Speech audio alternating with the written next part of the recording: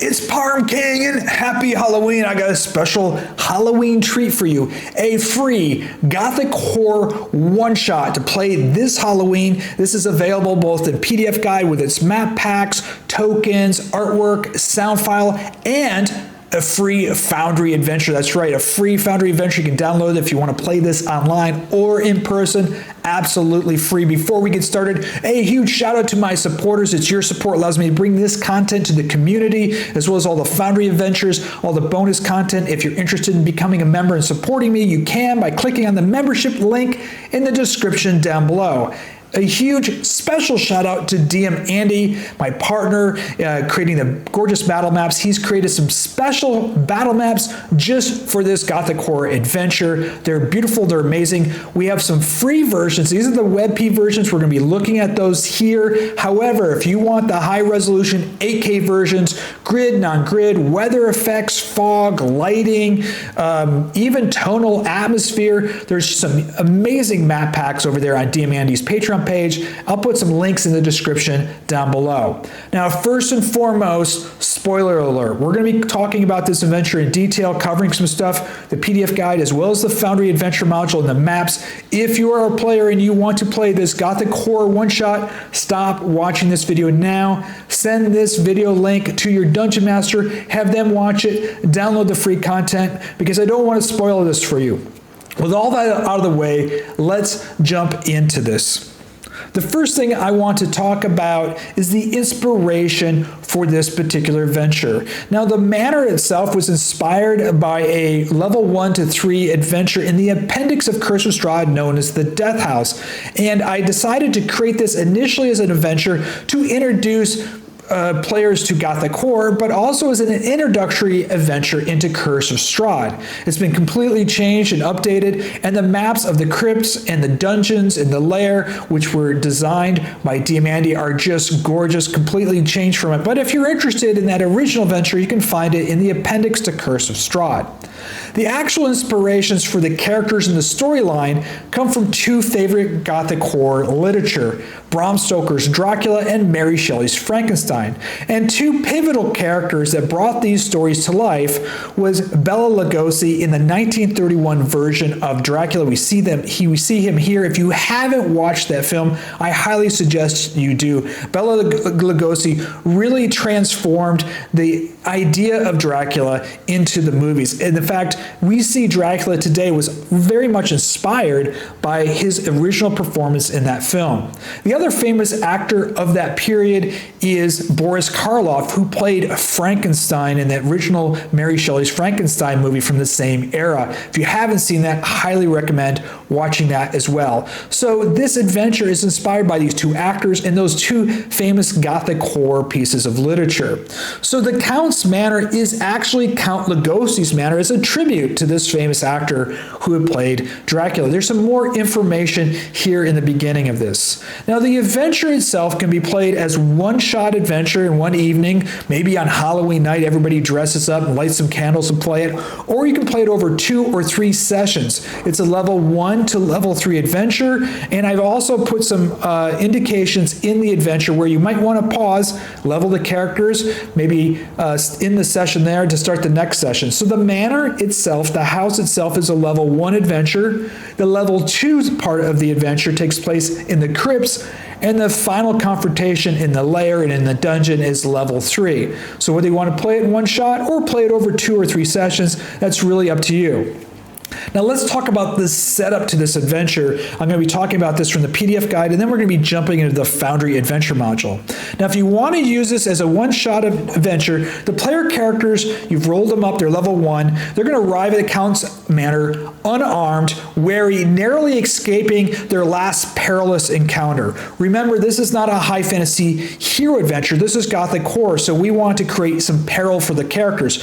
So if they arrive only with the clothes on their back or their armor they're wearing, wearing none of their gear and none of their none of their weapons, they're going to have to figure out how to find some weapons, make some makeshift weapons as they start in this adventure. So we're setting them off on their kind of their back foot there. It's Gothic horror, remember? Now they're going to seek refuge from the elements, take a moment to regroup. They stumble upon this manor in the secluded forest. Now, while they hope to find safety and possibly resupply, they quickly realize this manor is haunted and holds far more secrets than they could ever anticipate. As they explore, the characters are going to have to scavenge and find some weapons. They can navigate through this manor, and eventually they're going to find some pretty Gothic horror stuff in here. Now, all of this in here is in the PDF guide. Here's the PDF guide here. It includes all the map details. Here's the keys to the maps. These are the gorgeous maps that Diamandi's put together. There's some read aloud text as well as links back to D&D Beyond for some normal stat blocks.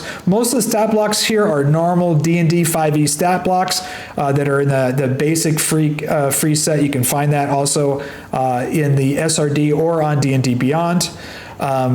And there's going to be a lot of interesting stuff as they find it. At the end, there's even some amazing player handouts like the Court of Ravenloft. There's some letters handouts, and these are available in PDF to hand out to the players at the table, or if you're playing in Foundry, they're available in PDF on Foundry. At the end of the guide, you'll find the stat blocks as well to this adventure. In here, let me just forward here so you can see there's some stat blocks at the back. These are the unique creatures we'll be talking about them. The Cursed Cannibal, the Dark Soul. We have the Frankenstein monster. We have Boris, the Child Vampire, and then we have Count Lugosi. So those stat blocks are found in the back of the PDF guide. Now let's go ahead and jump into the Foundry adventure here and talk about this at the different levels of the adventure. So the players are going to arrive. We got a Theater of the Mind map here at the manor, and when they get into the manor, when they get into the first floor of the manor here, the first floor doesn't have any encounters. What really you're establishing in the first floor, the level 1 adventure, is really the tone and atmosphere of the setting. The players are going to be able to find some weapons here. There's a crossbow with some bolts. There's a sword. There's a cane that has a hidden rapier inside. They're also going to notice something unusual in the manor. There's a portrait of actual Count Lugosi here. Let's take a look at that portrait. It's in the foyer here, and you can actually show that to the players. And this is really going to set the tone of this manor. You can describe the eyes as the portrait follows you as you move. There's this creepy sensation. You're not alone. Now, there are no encounters on the first level of this manor. Again, it's exploring everything, and it's when you move to the second floor that you'll start discovering the story of the manor. In the grand hallway up here, the upstairs grand hall, there are going to be 4 suits of armor. There are some spears there. There's the wolf helms, which are cursed. As players put those on, those are really interesting, create an unusual situation. There's the library here, and in the library, the players are going to discover a small dagger, but there's also some letters and there's some notes. There's a letter to Count Lugosi from his friend, the Dr. Seward. The Count's obviously not feeling well. He's invited the doctor to come and see him. There's also a book on the bookshelf, and that's the Court of Ravenloft book here. This is a PDF handout. It just gives you some history of Ravenloft and everything. But if they remove the book, it opens up the secret passage to the secret room up here. And in the secret room, the players are going to discover some spell scrolls, another dagger, a little bit of gold in here. And the players are slowly learning about what's going on with this manor. Now, the other interesting area on the second floor is the conservatory, the music room. There's a harpsichord in here, and as the players get in here, there's some ghosts just dancing in this room. The characters can't interact with the ghosts, and the ghosts don't even know that the characters are there. There's just some harpsichord music playing, and the characters notice the ghosts. But what's interesting here is there's a little dog whimpering underneath the table here, and the dog's name happens to be, well, Stoker. That's a little nod to Bram Stoker. The dog will follow the characters around. He understands heal, stay, come, and go. So it's an interesting little NPC to add to this. Again, no combat encounters on the third floor.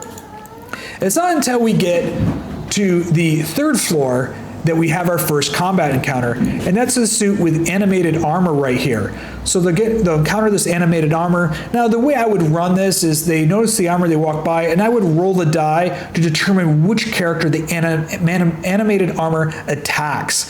Once they destroy the animated armor, obviously there's going to be a weapon that they can use on there. So again, they're scavenging for weapons. In the nursery, they're going to run into the ghost of Margaret. And the ghost of Margaret was the nursemaid here.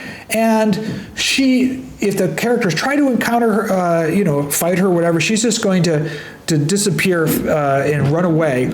However, she has some interesting things to share with the character. She doesn't realize at this point she's dead. And so she's going to reveal some more of the story, the lore of this house, the Count, his wife, what's happened to their children. When we go up to the master bedroom up here, again, another beautiful map by DM Andy, the players are going to find some more information here. They're going to find a letter from Elizabeth, the Count's wife, to Lord Strahd, concerned about her husband's affliction. They're also going to find this topaz necklace worth a lot of money, but it is cursed. Players won't realize that yet. So again, we've got our first combat encounter, our first encounter with a ghost, revealing more and more lore. It's really not until we get up to the 4th floor of this manor where we're going to be really running into the situation with some serious combat encounters. And we've got a couple of them up here. So they're going to find the entrance to this attic in a secret door in the nursemaid's room behind the mirror, entrance into the attic here. Now the first encounter that they're going to have is with the nursemaid Margaret. They're going to find her body up here in the storage area, and she is now going to attack the player. So at this point, they find the body. The spirits realize she's been killed. She's going to come out and begin attacking. So we've got her here. Margaret, the ghost, will attack the players when they get to the 4th floor. Now, Dr. Seward, actually, who was there to take care of the Count and the son, well, he's fallen into despair, and well, unfortunately, his only way of escape, realizing that he is slowly going crazy and losing his mind and feeling that he can't escape, and he's learned about some of the horrors here, is he has decided to hang himself and kill himself, and he's turned into a zombie. Now, in his pocket, however, there's a hanging corpse in the room. In his pocket is Dr. Seward's suicide note here. And he writes this suicide note. Here, let me zoom in here a little bit. This suicide note reveals some of the stuff that's going on in the manor, and he's writing this suicide note obviously to his dearest love, and this was his only way of escape because he thought something worse was going to happen to him. Now, what's really interesting about this encounter with the zombie is he's hanging from a rope, and we have this rope breaking mechanic in here. So each round you're going to roll a 1d20. On the first one, it's going to be on a DC 20 the rope breaks. Each subsequent round, the rope is going to, the DC is going to decrease to 1918. So the players try to get the letter out or fight the zombie. The zombie can't move, it's hanging. But if that rope breaks, the zombie can run around and end up chasing the characters. Now the characters are going to find 2 locked doors on this level. There's a big iron locked door at the end of the hallway right here.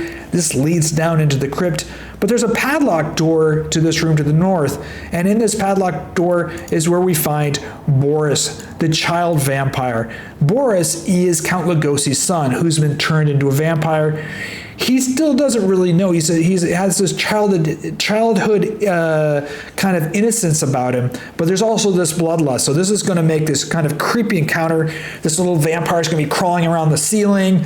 Imagine, a spider climb with a vampire, and you're going to be fighting this first vampire here, which is Boris the vampire, or perhaps the characters locked him in the room.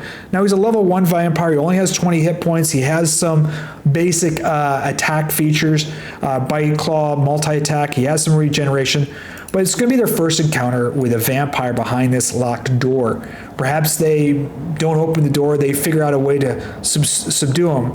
It's not until the players here enter in the crypts where things really begin to change. So at the attic here is once they finish this and before they enter into the crypts, this is where I would pause the game, whether you want to take a break, but this is where you're going to level your characters up to level 2 when they descend down into the crypt.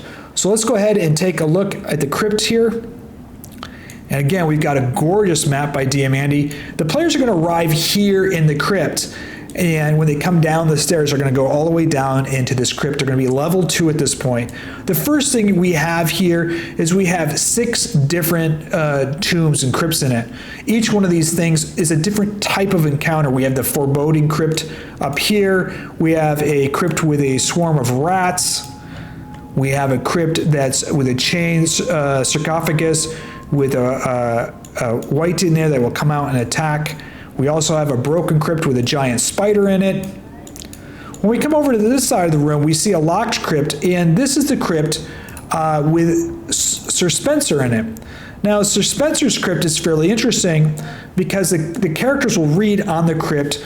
There is an inscription on the crypt. Now, this inscription is by actually Edmund Spencer's Fairy Queen. If the players read this, the ghost of Sir Spencer will appear and ask the players a riddle. If the players solve this riddle, they will gain +1 to their attack rolls while they're in the crypt and in their lair. So there's a benefit here if the players solve that riddle. The last crypt here is Sir Knight Lugosi. Now, Count Lugosi's great-great ancestor fought in the Great War. He was a knight. He's buried here. And in this crypt, they're going to actually find the longsword, the knight's longsword. Now, this is actually, the players don't know this is a cursed sword. So there's some information on the cursed sword here that the players find. So they'll have this longsword, but it is cursed. Now, this room also has a secret door if they find it that enters into the southern half of the crypt. But before we go there, we're going to talk about the west side of the crypt. So if they head north, they're going to enter into this area, which is a storage area. They're going to find a lot of interesting things in this storage area. There's going to be some 10 days worth of rations. They're going to find wooden stakes, some rope, candles, torches, bottles of wine, and cooking utensils. And just south of this room here, in this little room here, you're going to find a little creature here named Igor. Now, Igor, let's take a look at Igor. There he is right there. Kind of looks like a mouse creature. He has some mousy features about him. He is Count Lugosi's servant. He is actually a mongrel folk. That's his stat block. He's a servant to Count Lugosi, and he's loyal to Count Lugosi, but he's become scared. Count Lugosi has fallen into despair. Things are happening in the manor as well as the crypt. He has a bunch of little things that he can share with the party. There's a bunch of little passages here which he can tell what's going on. He's suggesting that the players leave immediately. This place is not safe for them. He does have a set of keys on him that will open up pretty much anything except for 2 particular rooms. We'll talk about that here later. So we have this friendly NPC encounter. If you do attack him, he'll try to run away. He will bite or kick them, but he's really not a combat NPC. The next area we have over here, which is the far west area of the crypt, is the fighting pit. So we've got 3 cells that surround the fighting pit here. And then in the middle, you have the fighting pit which drops down. And if you look down, it drops down 10 feet. If you look down there, you're going to see somebody's been chained up to the post. There's bones. There's some broken weapons. If the players search and go down to the fighting pit, they'll find a club, an axe, a spear, and some other broken weapons down there. But it looks like an actual fighting pit. The creature that's actually chained up in the fighting pit is actually a zombie, and the characters won't notice this. It's kind of dark down in the fighting pit. They have to go down there, and then when they get close, they'll realize a zombie's chained to the post. Now, if the characters make any noise at this point, in each one of these cells is a cursed cannibal. Now, these have their own unique stat blocks, which are also in the PDF guide, as well as already here in the Foundry Adventure module for you. And if they bite the player, they can perhaps the player's got to roll a check to determine if they become infected with this cursed cannibalism. There's a way they can cure that. If they do, we'll talk about that in a bit. One of the areas that's very interesting about this fighting pit is in the southeast corner. There's it looks to be a seat with a statue next to it, a viewing area, so that whoever's fighting the pit, someone can sit here and watch the fighting unfold here in the pit. And you're going to learn what this fighting pit is about and about these cursed cannibals as well. because there's some information about it and why there's a seat here to watch this. It's pretty creepy. Now, the door here behind it is locked. And if players investigate the statue, they're going to realize there's a way to unlock the door. If you're using Foundry here, you're going to click unlock, and that will unlock this door and will lock all the cells. And if you hit lock, you lock this door and then unlock the cells in this area. So you can see there's a mechanism on this statue, so whoever's watching this can safely lock down this entire room to allow the fighting to occur. And then when they want to leave, they can lock off those cells and open the door excuse me, to leave into the rest of the crypt area. Now, the southern half of the crypt area, there's only two ways in here. Obviously, through this doorway from the viewing area here, which you'd have to climb up. You can see the viewing area is by itself. There's a 10-foot drop around this viewing area. This red line around the viewing area, by the way, is so the players can see that there's a 10-foot drop here. This gives the players an understanding that this area drops down. There's a ladder here in the north, but other than that, they're down in a pit. So they're going to have to figure out a way to climb up here to get out. The other way into the southern part of the crypt is through the secret door through Sir Lugosi's crypt. There's a secret door here that opens up into this room here. Now, the first room that you're going to find in the southern portion of the crypt is what's known as the experiments in torture. Now, while it seems to be a torture room, it's not actually used for torture. Count Lugosi has done his experiments on the kidnapped villagers, turning them into the cursed cannibals, and he's created his monster here, the flesh golem here. We've got the monster right here. The monster has a basic golem stat block that's been adjusted. He has a couple unique attacks and a countdown to break free. All of that's in his stat block here. If the monster breaks free, he doesn't move that quickly, but man, he can unleash a lot of damage. So the players might want to try to lock him up or make sure he doesn't break free, but he is locked in here in this room. There is a pit trap right here, and we are using Monk's active tile triggers with a trigger of a 25% chance to trigger this trap. If a character does trigger this trap, if they don't notice it, they'll end up in this box area right here, which acts as the pit. So this is using Monk's active tile trigger to trigger this trap. Now, if you'd like to adjust the percentages on this, you can open up the Monk's active tile trigger and change the percent of the chance for the trap to trigger or not. It's currently set at 25%. That leads us to the most southern part of the crypt in here. We've got the ritual chamber. Now, when the players enter into the ritual chamber, they're going to notice that the door to the south and another door to the north is locked. They can get in through this door. And when they step in this ritual chamber, they see that there's a body that's under some cloth here. They've got these two purpley glowing fires with this statue here. There's two dragon head sculptures on the wall. Now, if they kind of walk around the room, you can barely see it. There's an image on the floor. If they step on this image on the floor or touch the book in the northern corner, one of these two things, the symbols will begin to glow red, and so will the book. Now, if the players inspect the book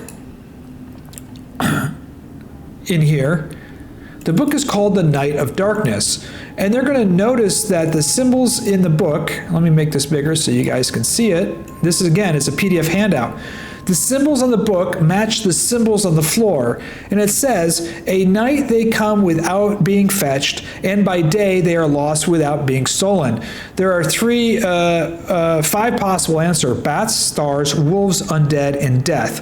When they solve the answer to this riddle, they're going to need to touch those symbols on the floor in order to open up the locks. Now, if they touch anything else in this room, it's going to lock down the room, and you're going to hit the start button here.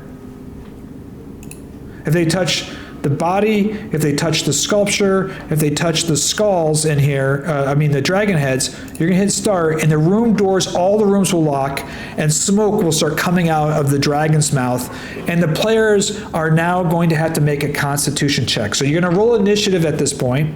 At the start of the round, the players are going to have to roll a constitution check DC 10. If they fail the constitution check, the player falls asleep.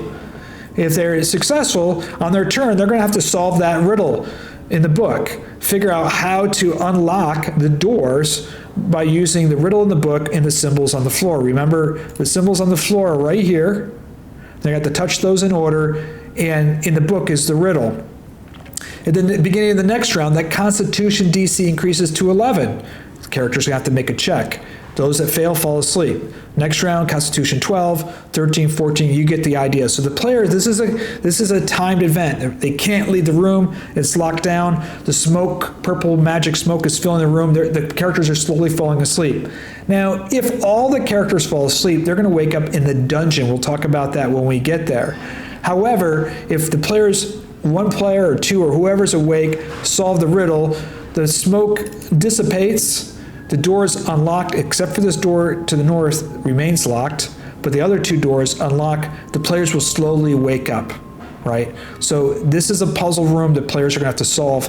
The door to the north is locked. It enters this hallway, and there's a ladder that goes up to the Count's Manor.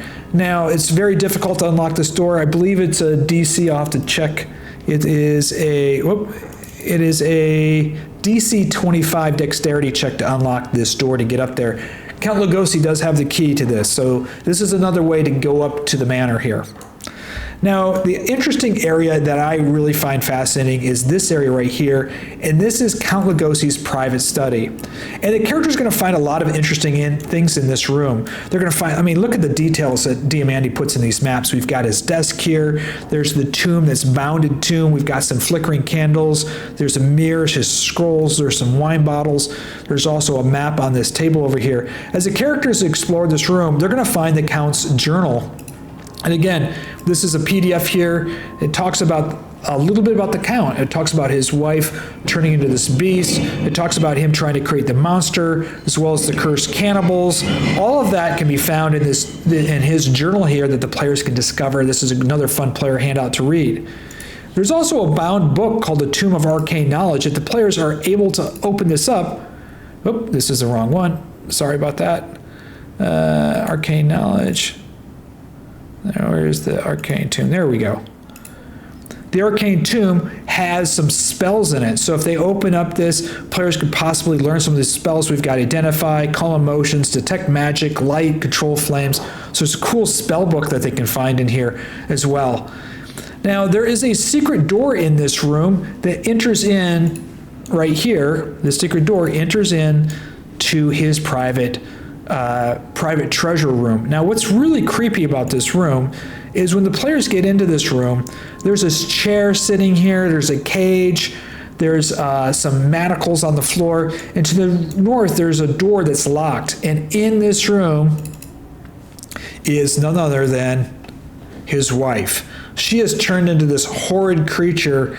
You know, you can see it. This is Elizabeth Lugosi. She's been cursed, turned into this horrible creature. Count Lugosi is trying to figure out how to save her. There's just a little bit of her left in there, and she speaks to the characters. Where's my daughter? My son Boris. Seek Dr. Seward. He will save flesh, souls. You know, she's locked in this room because eventually she's going to turn on the characters. She's going to attack them. She's aghast. She's going to try to attack and destroy and eat the characters. What Count Lugosi has done, and the characters could probably deduce this on their own, is he brings in a victim, locks them in this cage, and then shackles them to the floor, opens up the door, and lets his wife feed on some shackled creature as he sits here in his chair and watches. I mean, this is macabre, gross, Gothic type horror stuff. So he's trying to save her, but he needs to feed her. So he finds a villager, shackles the villagers to the floor. It's just horrible. We also have a secret room over here to his private treasure room. And in his private treasure room, the players are going to find 1D 100 plus 100 gold pieces, Medallion of Thought, Potion of Healing, a necklace, and an amber shard. Now, the amber shard is cursed. It does give a benefit to the players, but again, it's cursed. So there's some really good treasure to find in here. A really macabre encounter with his wife is in here. And last but not least, we have the stairs that go down into the lair and in the dungeon. Now, if the players venture down in the dungeon lair, I would recommend this is a great area to pause the game, or perhaps in the session, and you want to level the players up to level 3. And let's get down into the lair and the dungeon. This is the final conclusion here to Count's Manor. As they get down into the dungeon, they enter into the room, the Hall of the Dead. And they're going to notice these statues here along the wall. And these statues have a dark soul attached to them. This is a new creature and monster, and the dark soul is tethered to the statue. And if the characters try to enter into Count Lugosi's crypt, into his lair, the dark statues which are anchored to these statues, can move up to 60 feet away from the statue, and they have a dark soul drain. Now what this does is it's a radius damage 5 feet around the dark soul. Any creature that's near it, it will do 1d4 plus 1 psychic damage to that creature. So it attacks if a dark soul is surrounded by 2 or 3, all 2 or 3 of those creatures will be attacked by the dark soul drain. So it has this radius damage around it, and it will go up to 60 feet away from the statue. Now, if the players are out of sight, player characters are out of sight of the dark souls, they return back into the statue. There's a little interesting thing about the dark souls. If you destroy this dark soul, or if you destroy the statue itself and the dark souls, and the next time the players take a long rest, will come to visit the players and thank the players for freeing their spirits, and grant the players a temporary 10 hit points to each of the players. So if they kill these dark souls, the dark souls will visit them on their next long rest and actually thank them for freeing them. They've been imprisoned here, anchored to these statues by Count Lugosi to protect his crypt. So they're a very interesting creature. Again, their stat blocks are also found in the PDF guide. Now, if we go down here to the left part, on the west part, you're going to run into the dungeons. Now, remember, if the characters had fallen asleep from the ritual chamber in that trap, they're going to wake up in each one of these cells. And some of the cells have creatures in them. They'll have like a skeleton in them or some spiders in here. And the characters will have to deal with it, have to find a way to get out of these cells. By the way, their weapons will be found inside this coffin up here if they're captured. If they're not captured, if they open up this coffin, they're going to find some old rusted weapons in here. What Count Lugosi, or probably Igor, does is, as they capture people, they put their weapons into this old coffin here. So it's just been used for storage. So the players are going to find either their weapons in there and or the weapons of other people that have been captured and put in these cells. Now, in the very last cell, you're going to find Willa. And Willa is actually was hired to be a chambermaid or a maid here at Count Lugosi's Manor, and he has imprisoned her and he's bitten on her twice. If the characters notice her on her neck, she has 2 bite marks on her neck. And the 3rd bite mark, he's going to convert her into a vampire. She's very weak at this point. She's from the village of Barovia. She was a servant. She's woken up in this dungeon. She's a little hysterical. So the players can try to rescue Willa. And remember, Count Lugosi wants to turn her into a vampire, which is going to be an interesting situation to navigate. What are the players going to do with her? Now, in this cell over here, there is a secret door in the back of the cell that they open up, and it opens up a new door that takes you into the lair. Now, entering into the lair itself, there's a door here, and then there's the locked door. There's 2 ways to enter in the lair: through the secret door through the back of this cell here. This is probably how Count Lugosi goes in to the dungeon cells and pulls in a victim to feed on them, and then goes in and out of the cells rather than the normal way. Or perhaps Igor is told to leave one of the victims that he's interested in this particular cell so Count Lugosi can remove them. The other way is through the main door here, which is locked. Now, you're going to notice in this area there's a red line around here. This is to represent that this is a high-level area with a peninsula here with his coffin on it. So this is about a 10-foot drop all the way around the edge here. They can walk up around this edge or out onto the peninsula. Count Lugosi is not in here. He's going to materialize either in bat form or mist form. This is his sarcophagus here. Now, there's an interesting trap all the way around this platform. This raised platform area is a metal grate, which is kind of covered in dried, sticky blood. I imagine Count Lugosi feeds and just the blood just pours all down and just drips down into this grate. And this grate acts as kind of like a blood tray. It drops down another 10 feet below the grate. Now, this grate is a trap, and it'll trigger, there's a 25% chance that if a player stands on this grate, the grate will give way and they'll fall down 10 feet down into the bottom. And the bottom is all covered in blood and it's just nasty. The players can walk around the edge, and then you'll see right here, there's 2 doors that are on the ground. The player can come up through the door and get back out of this kind of this graded area that drops down below the pillar here.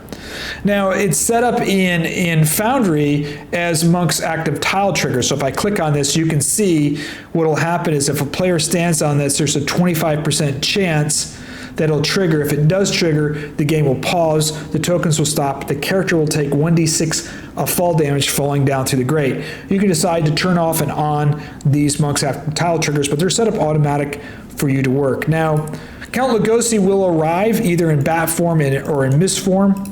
And Count Lugosi is a modified stat block of a vampire. He does have 90 hit points. He's pretty formidable for level 3 players. He has legendary actions, a legendary unarmed strike, bite, as well as movement as a legendary action. He also has charm. Now, Count Lugosi's charm ability, he can only charm 1 character at a time. If the character, if he tries to charm another character, the character he did charm is no longer charmed. So think of it more like a concentration type charm.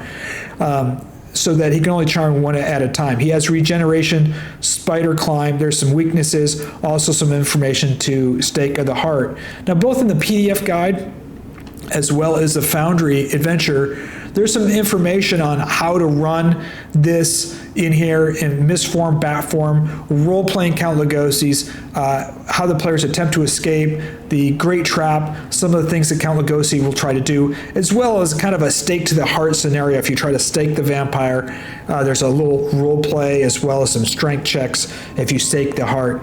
Count Lugosi has the skeleton key on him that can open up any door. He has the Cloak of Protection and the Amulet of Proof Against Detection and Location on here. Now, once you kill Count Lugosi, you're free to explore the manor and the rest of the chambers and the crypt. The ritual room will no longer trigger anymore, and neither will the Dark Souls. The Dark Souls will be free, and that ritual room will no longer trigger anymore, and the players will be allowed to explore the rest of the Count's Manor. I really hope you enjoy this haunted experience, Gothic horror one-shot adventure this Halloween. Make sure you go ahead and download it. There's links down below to download the PDF guide, all the bonus content and maps, or the Foundry Adventure module. And thank you so much. Please hit like and subscribe for more content for Dungeons, Dragons, and role-playing games. And a special huge thank you to my legendary members.